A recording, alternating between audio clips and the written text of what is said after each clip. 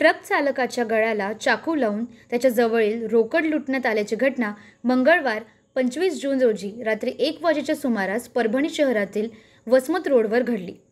या प्रकरणी एकूण 6 जणांवर नवा मोंढा पोलिसात गुन्हा दाखल करण्यात आला आहे। काही आरोपींना पोलिसांनी ताब्यात घेतले आहे।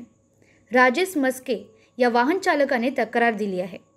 MH18 BG 8651 या क्रमांकाचे वाहन घेऊन परभणी मार्गे अमरावतीकडे जात होते।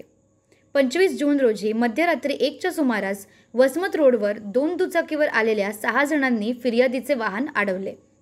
गळ्याला चाकू लावून फिर्यादीजवळील 6100 रुपये काढून घेतले। घडला प्रकार फिर्यादीने डायल 112 वर फोन करून सांगितला।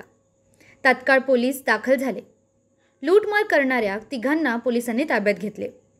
या प्रकरणी शुभम सूर्यवंशी, नारायण रायमले, हर्षद तालडे, अर्जुन डिघोळे, वैभव रायमले, देवा लोणे यांच्यावर नवा मोंढा पोलिसात गुन्ह्याची नोंद करण्यात आली आहे।